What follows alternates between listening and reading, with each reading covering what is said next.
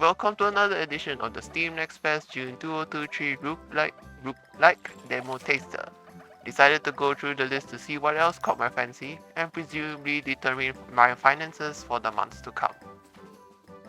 If you haven't seen my previous list, you can find it in the video description.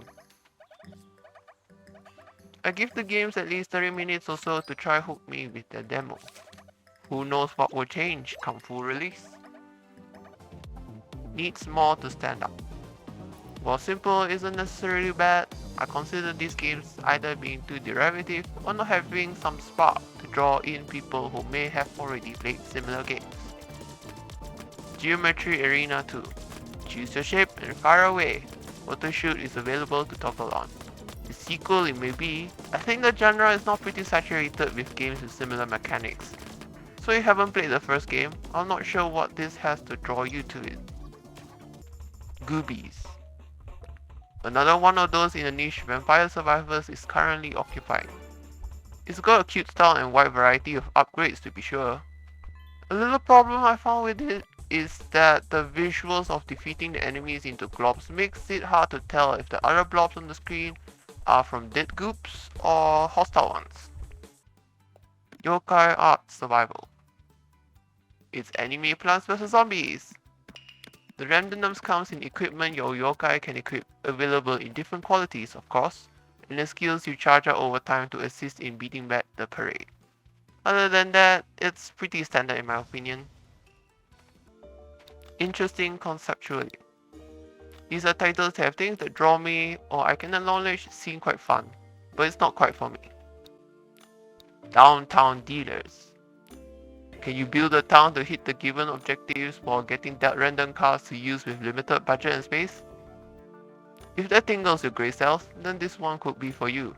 I'm certainly not the best at it, which is why it's in this category, but there's definitely something here. Golden Record Retriever. A combination of lethally bad luck and instructions being lost in translation does not make this a game for me. You need to roll your dice to get colored auras to execute actions, and the colors need to be in the right configuration.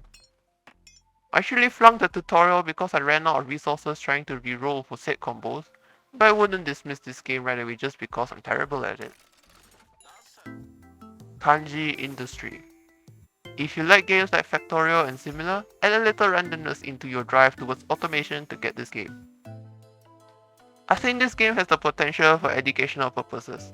Just that looking at kanji alone is already enough to collapse my brain into a pile of goo.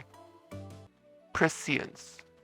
Whether you play black or white, you're gonna need a mix of both to use your skills.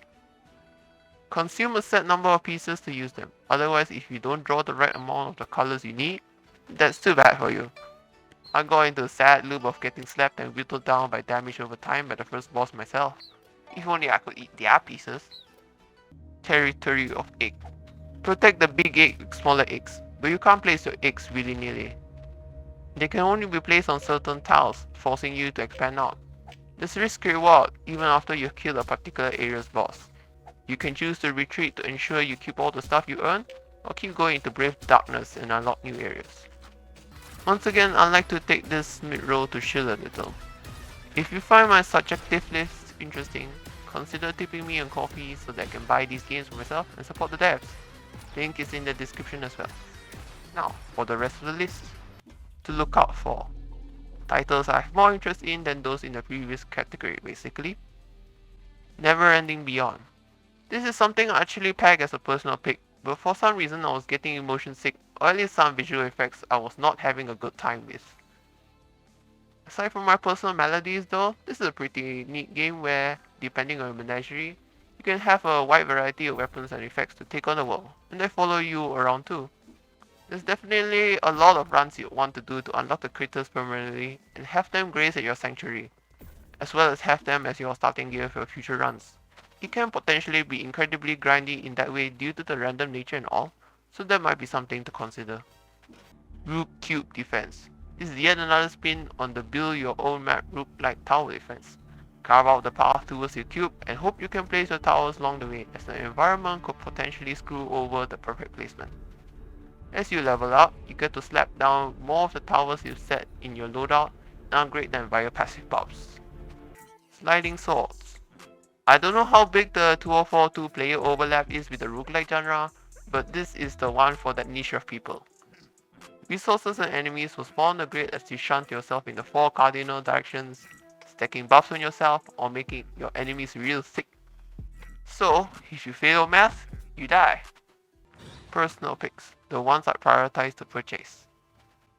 Astrea, 6-sided oracle.